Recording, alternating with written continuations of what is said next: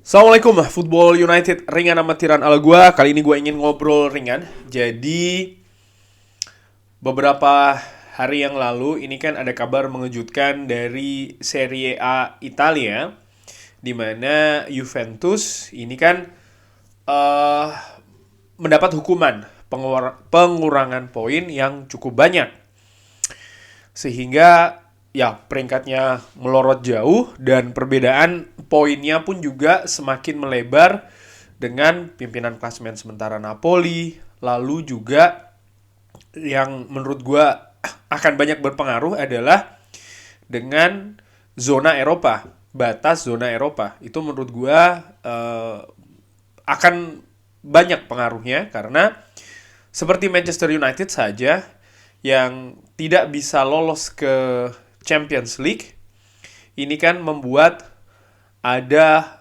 pemasukan yang berkurang, sehingga klub harus membuat beberapa keputusan terkait hal tersebut. Yang pertama yang jelas adalah pemotongan gaji. Beberapa pemain Manchester United mengalami pemotongan gaji. Lalu juga bagaimana pemasukan klub ini kan juga pastinya berkurang, karena ya kalau bisa berlaga di Champions League tentu saja pemasukan itu lebih banyak dari media coverage dan lain-lain. Nah, terkait hal tersebut, gue melihat mungkin ini bisa jadi peluang bagi Manchester United, karena situasi di Juventus mungkin terutama untuk musim depan ya, kaitannya dengan apa yang terjadi sekarang ini kan tidak sama cara pemain itu bereaksi. Gue ingat betul ketika dulu mereka terhukum ya kan, sampai harus degradasi, sudah lama juga pada saat itu kan tidak semua pemain berkeputusan untuk stay. Bahkan pemain-pemain bintang. Memang ada yang stay, tapi ada juga beberapa yang memilih untuk hengkang. Nah, sama juga situasi saat ini, gue melihat mungkin ada celah di sana, dan ada beberapa kabar juga yang gue ikutin di sosial media. Contohnya Paul Pogba ya kan diisukan, reunited, Pogba reunited, walaupun ini hanya rumor. Dan tentu saja ini kan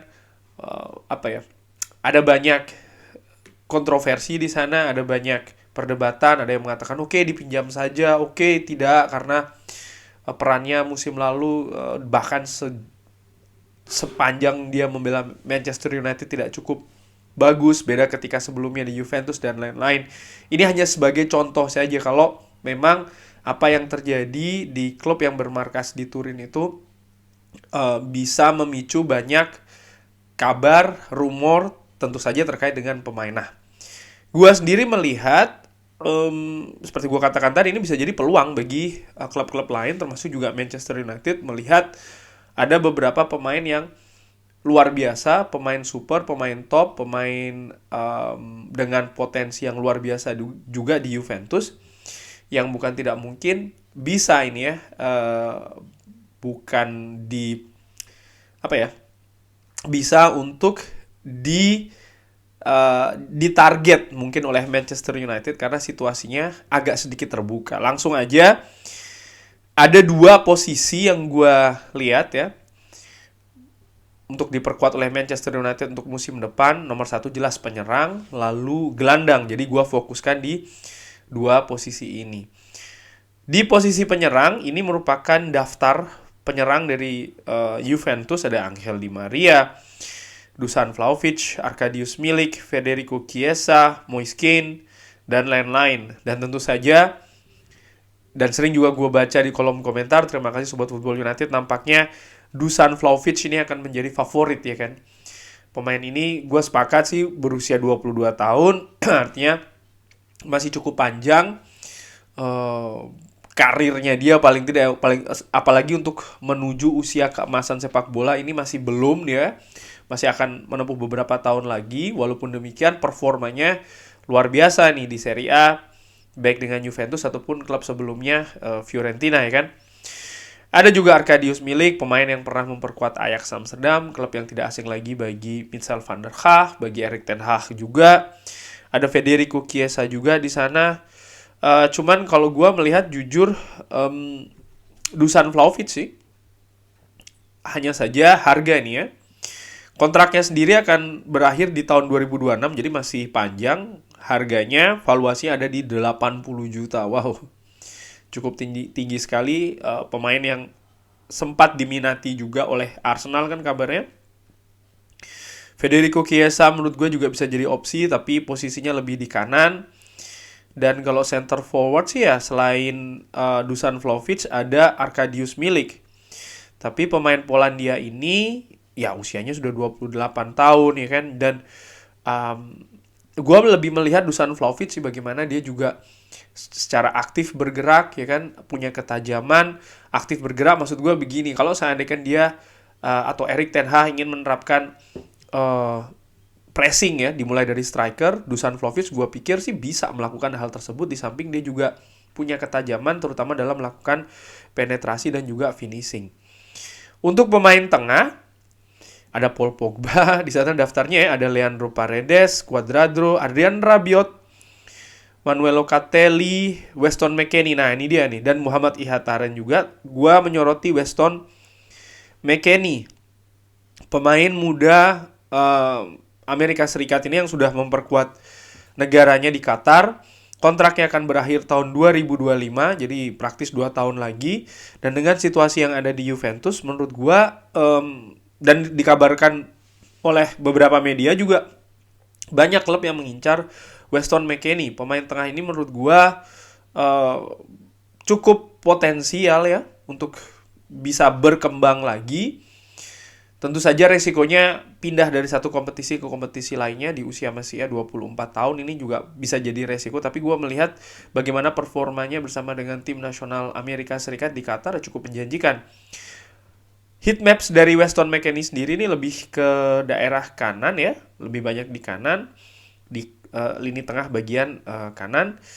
Di samping Weston McKennie, gue juga mengintip sedikit Adrian Rabiot. Pemain ini sempat dikaitkan dengan Manchester United, nyaris bahkan mendarat ke Old Trafford. Hanya saja permasalahan gaji kan, kubu Adrian Rabiot minta terlalu tinggi sehingga tidak disepakati, dan yang datang adalah Casemiro. Tapi bagaimana penampilan Adrian Rabiot bersama dengan tim nasional Les Bleus Prancis di Qatar, menurut gue bagus, bahkan luar biasa, bisa menampilkan kestabilan di lini tengah. Dan heat mapsnya sendiri juga lebih ke sisi kiri, di mana sekarang ini untuk lini tengah kita ada Fred di sana dan juga Christian Eriksen. Tapi Adrian Rabiot bisa dijadikan mungkin alternatif juga, walaupun gue lebih condong ke Weston McKennie. Nah itu dia ya, jadi ada 3 pemain, Dusan Vlahovic, Weston McKennie, dan juga Adrian Rabiot. Selain Juventus, ada satu klub lain yang gue amati di bursa transfer kemarin ini cukup royal dalam tanda kutip menjual pemainnya. PSV Eindhoven, Cody Gakpo, lalu juga Noni Madueke, di mana 2 pemain ini sebenarnya pemain pilar, tapi dilepas di Januari, di mana biasanya tim itu berusaha untuk tidak melepas pemain bintangnya di bulan Januari, terutama PSV Eindhoven yang sedang bagus-bagusnya ini di paruh pertama Eredivisie, mampu bahkan beberapa kali menempati posisi puncak. Jadi momentumnya sedang besar nih, tapi kenapa kok mereka menjual pemain bintangnya? Ya, seperti dikabarkan sebelumnya, nampaknya PSV Eindhoven ini bisa jadi ada permasalahan finansial, sehingga mau tidak mau mereka harus melepas beberapa pemain bintangnya. Dan menurut gua bisa jadi juga ya, sekali lagi ini masih asumsi, ya situasinya masih akan terus berlanjut sampai dengan musim panas nanti, di mana gue juga melihat ada beberapa talenta di PSV Eindhoven yang mungkin bisa jadi pilihan menarik bagi Manchester United, terutama untuk Erik ten Hag ya, mengisi kedalaman skuadnya. Erik ten Hag tentu saja tidak asing dengan klub PSV Eindhoven karena sebelumnya berkompetisi di Eredivisie, di mana Erik ten Hag bersama Ajax Amsterdam kan. Maksud gue adalah Erik ten Hag bisa mendapatkan data yang menyeluruh, bukan hanya performa pemain di atas lapangan sekali lagi ya secara teknis, tapi juga non teknis. Dan menurut gue ini faktor yang sangat penting yang mungkin Erik ten Hag sulit untuk mengetahui dari pemain yang lingkarannya terlalu jauh dari lingkaran Erik ten Hag. Itu yang selalu gue sebutkan. Nah langsung aja, menurut SofaScore, rating pemain PSV Eindhoven tertinggi itu adalah Cody Gakpo. Tapi Cody Gakpo sudah tidak di PSV Eindhoven kan, sudah di klub lain. Lalu ada Joy Firman, lalu ada Xavi Simons dan Ibrahim Sangare. 3 pemain ini gue lingkari karena menurut gue ini pemain sangat potensial banget. Terutama Xavi Simons ya, yang sudah memperkuat tim nasional Belanda, bahkan dimainkan beberapa menit oleh Louis van Gaal di Qatar. Tapi juga Joy Firman, di mana pemain tengah ini beroperasi di lini kiri, bisa dilihat heatmaps-nya agak sedikit ke depan. Ini bisa menjadi kedalaman squad sekaligus juga project untuk masa depan squad Manchester United. Gue pikir pemain seperti Joy Firman pindah dari PSV Eindhoven ke Manchester United sama seperti Tyrell Malacia ya, artinya ekspektasinya bisa lebih di-manage nih. Maksud gue adalah ketika dia tidak bisa mendapatkan menit bermain yang terlalu banyak di Manchester United, mungkin akan oke-oke aja karena memang level klub, with all due respect, dengan segala respect ya, berbeda antara Manchester United dengan klub Joy Firman saat ini. Lalu juga Xavi Simons, pemain ini pemain serba bisa, musim ini tampil luar biasa bersama PSV Eindhoven, bisa bermain di posisi depan maupun posisi nomor 10, kanan maupun kiri, bisa lihat di heatmaps-nya. Rata-rata memang berada di sepertiga akhir dari pertahanan lawan dengan beberapa titik juga di kotak penalti. Artinya pemain ini serba bisa. Bisa jadi juga ini akan dijadikan proyeksi untuk masa depan, tapi bukan untuk masa yang terlalu jauh. Mungkin ya setengah ataupun satu musim selanjutnya. Di samping itu ada juga nama Ibrahim Sangare.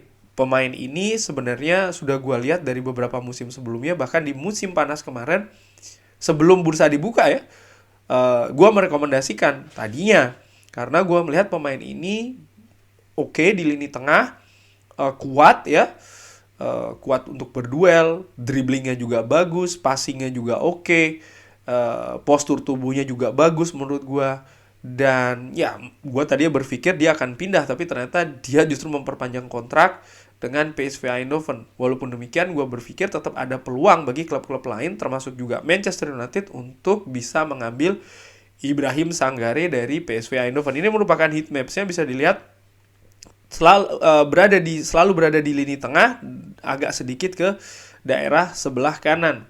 Ya, bisa jadi backupnya Casemiro mungkin ya, menurut gue dengan amatiran. Dan dari Transfermarkt, valuasi dari ketiga pemain tersebut, Ibrahim Sangare ada di 35 juta, Joy Firman ada di 14 juta, Xavi Simons 18 juta. Wow, dengan usia masih 19 tahun, menurut gue ini opsi yang menarik. Joy Firman walaupun sudah 24 tahun, tapi menurut gue ya bisa dijadikan opsi juga sih ya, untuk bisa menambah kualitas Manchester United, utamanya di lini tengah. Tapi dari 3 pemain ini, gue sih lebih berharap betul Ibrahim Sangare sih. Pemain ini, ya siapapun klub yang mendapatkannya, menurut gue punya potensi bagus pemain ini ya. Kurang lebih demikian ngobrol ringan tentang situasi di dua klub, Juventus dan juga PSV Eindhoven, yang bisa jadi ini akan menjadi peluang ya bagi Manchester United. Tapi tentu saja akan banyak terkait dengan 2 faktor. Nomor 1 adalah ya pemilik baru dari Manchester United, karena Manchester United butuh lah ya investasi baru, butuh dana banyak juga ya, utamanya untuk bursa transfer musim panas nanti. Lalu juga bagaimana Erik ten Hag nih selaku pemegang keputusan mengenai transfer. Dan menurut gue sejauh ini so far so good, bagaimana Erik ten Hag perannya cukup besar di kegiatan transfer Manchester United, sehingga pemain-pemain yang datang di Old Trafford sampai dengan sejauh ini punya kontribusi yang cukup banyak di masing-masing posisi yang ditempati. Kurang lebih demikian. Bagaimana menurut Sobat Football United dari PSV Eindhoven maupun Juventus?